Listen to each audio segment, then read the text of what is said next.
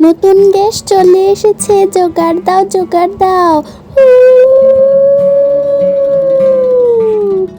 নতুন গ্যাস আর সঙ্গে সব সবজি পাতি ফল রান্না করার জন্য যা যা মশলা লাগবে সব কিছু চলে এসেছে।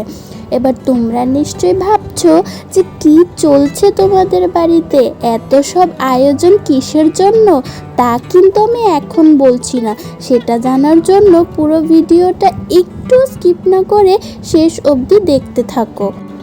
আজ হচ্ছে রবিবারের সকাল, ঘড়িতে বাজছে প্রায় 6:45। মোটামুটি 5টে নাগাদ ঘুম থেকে উঠে পড়েছিলাম।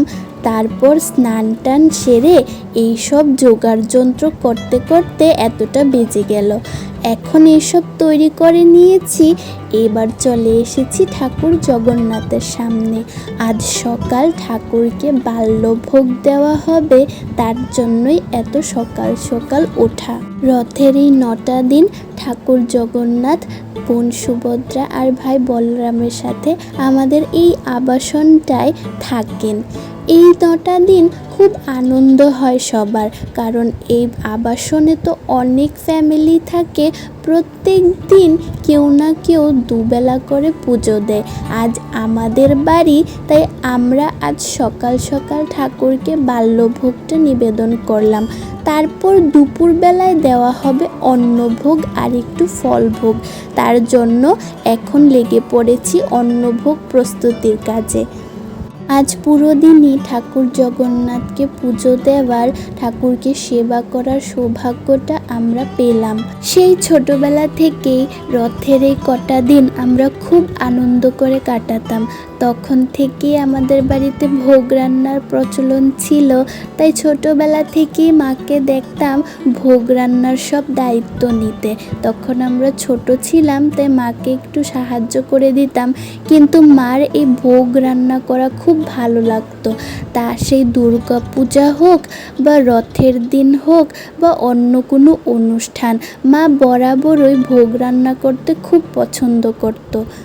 দুর্গাপুজোতেও আমাদের বাড়ি থেকে ভোগ মাকে নিবেদন করা হতো।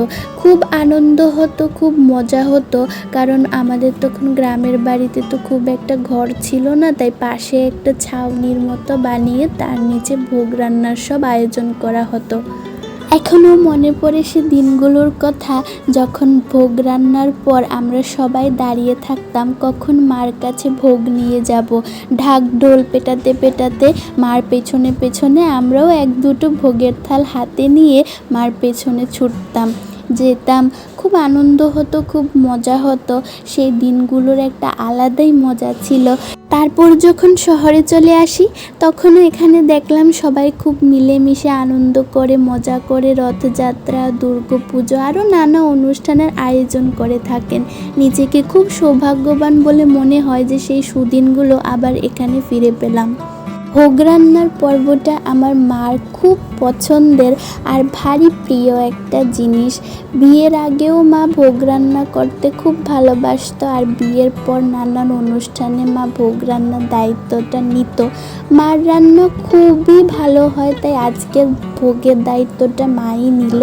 আর পেছন দিকে আমরা মাকে জোগালি দিচ্ছিলাম। টুকটাক যা কাজ ছিল, সবজি কেটে দেওয়া, মশলা করা, সেগুলোতে একটু এগিয়ে দিচ্ছিলাম।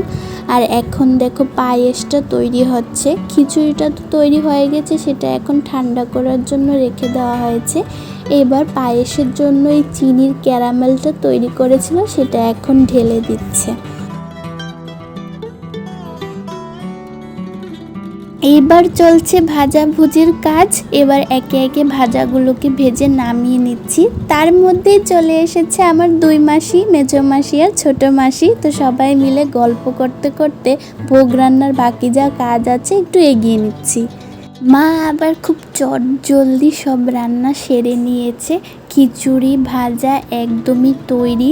এখানটায় পায়েসটাকেও বেড়ে রেখে দেওয়া হয়েছে, আর ফল সব কাটাকুটি হয়ে গিয়েছিল, সেগুলো একটা থালের মধ্যে সুন্দর করে সাজিয়ে নিয়েছে। এইবার বানানো হবে নারকলের নাড়ু। মা নাড়ুর পাকটা তৈরি করে আমাদেরকে দিয়ে দিল। আমি আর মেজমাসি মিলে গোল গোল করে নাড়ুগুলো বানাচ্ছিলাম। মেজমাসি আমাদেরকে জগন্নাথের গল্প কিছু শোনাচ্ছিল। তার মধ্যে একটা গল্প মেজমাসি বলেছিল, একটু তোমাদের সাথে শেয়ার করি। ঠাকুর জগন্নাথের খিচুড়ি কেন প্রিয় সেই গল্পটাই বলি। একজন খুব গরিব আর দরিদ্র আম্মা ছিলেন। ওনার মনে বাসনা ছিল ঠাকুর জগন্নাথকে খিচুড়ি ভোগ দেবেন। একদিন উনি বন থেকে কিছু কাঠ কুড়িয়ে এনে খিচুড়ি রান্না করলেন। তার মধ্যে একটা ছোট্ট বালক এসে হাজির, বলল, আম্মা আমার তো খুব খিদে পেয়েছে, কিছু খেতে দেবে? আম্মা বলল, ঠিক আছে, আমি খিচুড়ি রান্না করেছি, তুমি এটা খাও। আমি তেমন ভালো খিচুড়ি তো রান্না করতে পারি না, আর আমার অবস্থাও খুব ভালো নয়, তবে তোমাকে এটা দিচ্ছি, তুমি তৃপ্তি করে খাও। ঠাকুর সত্যি খুব তৃপ্তি করে খেলেন আর খুব ভালো লাগলো খিচুড়ি। তারপর থেকে ঠাকুর জগন্নাথকে ভোগে খিচুড়ি দেওয়া হয়। আমরা সবাই একটু পাত পেরে বসে পড়লাম। মা ভোগের রান্নায় ব্যস্ত ছিল, তাই ছোট মাসি ঝটপট একটু ভাত, একটা ভাজা আর একটা তরকারি নামিয়ে নিল। এ দিয়ে সবাই পেট পুরে খেয়ে নিয়েছি, একটু শক্তি পেয়ে গেলাম। এখন যাচ্ছি, ঠাকুর জগন্নাথের দুপুরবেলার অন্নভোগের সময় হয়ে এসেছে।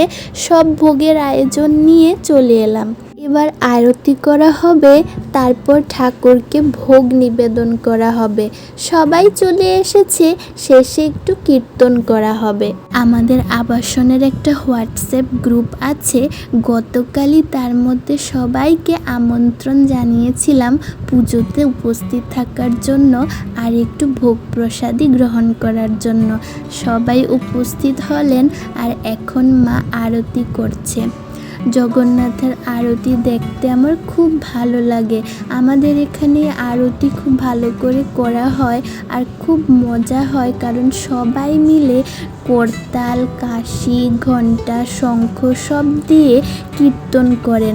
কাল থেকেই মনটা ভীষণ খারাপ হয়ে যাবে। কালকে উল্টো রথ, ঠাকুর আবার উল্টো রথে ফিরে যাবেন। আমাদের ঘরের পাশে এই জায়গাটায় ঠাকুরের রথটা রাখা হয়। প্রত্যেক দিন সকালেই জানলাটা খুলে ঠাকুরকে দর্শন করতে পারতাম। আর এই 9টা দিন ঠাকুর আমাদের সবার মাঝে থাকতেন আর দুবেলা করে পুজো হতো। পুজো, কীর্তন, প্রসাদ সব নিয়ে খুব আনন্দে মেতে থাকতাম। কাল থেকে এই জায়গাটা ফাঁকা হয়ে যাবে।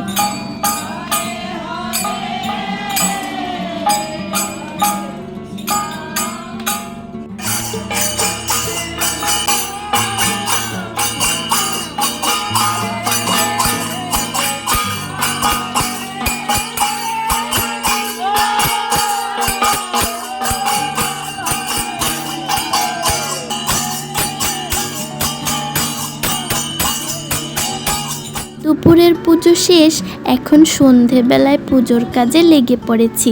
কীর্তনের আসর বসেছে আর ঠাকুরকেও ভোগ নিবেদন করা হয়েছে। একটু পরে শুরু হবে সন্ধ্যা আরতি।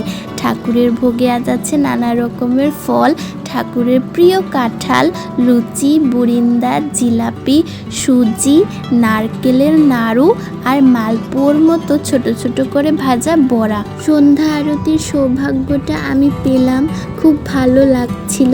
আপনারাও কমেন্ট করে জানাবেন আরতিটা আপনাদের কেমন লেগেছে। কীর্তন খুব জমে উঠেছে। খোলের তাল, সঙ্গে করতাল আর ঝুনঝুনির ঝুনঝুনানো শব্দ সব মিলিয়ে যেন আমি বৃন্দাবন ধামে কীর্তনের আসরে বসে আছি এরকমটা লাগছিল। খুব ভালো লাগছিল, সবাই কীর্তনের তালে মেতে উঠেছে। খুব গরম লাগছিল, কটা দিন ভীষণ বাজে গরম পড়ছিল। যারা কীর্তন করতে এসেছিল তাদেরও তো খুব গরম লাগছিল। 1-2টো হাত পাখা খুঁজে পেয়েছিলাম, তা দিয়েই ওদেরকে একটু এই গরমে স্বস্তি দেওয়ার চেষ্টা করছিলাম। কিন্তু এতটাই জমজমাটে কীর্তন হচ্ছিল যে কেউ তাদের 2টো পা এক জায়গায় বেঁধে রাখতে পারছিল না। কীর্তনে সবাই নেচে গিয়ে একদম খুব আনন্দে মেতে উঠেছে। এটাই ঠাকুর জগন্নাথের কৃপা। ঠাকুর নিজেও আনন্দ করতে ভালোবাসেন আর ভক্তদেরকেও আনন্দ দেন। কালকে উল্টো রথ, ঠাকুর তো চলে যাবেন, আজকে শেষবারের মতো ঠাকুরকে একটু চোখ ভরে দর্শন করে নেই। আমাদের এখানে আগামীকাল মানে সোমবারে ছিল উল্টো রথ। উল্টো রথেরও দড়ি টানতে পারলাম, খুব ভালো লাগলো। আবারও 1 বছরের অপেক্ষা। উল্টো রথের শুভকামনা জানিয়ে আজকের ব্লগটা এখানেই শেষ করলাম। এই ব্লগটা আপনাদের কেমন লাগলো কমেন্ট করে জানাবেন। আজকের জন্য টাটা।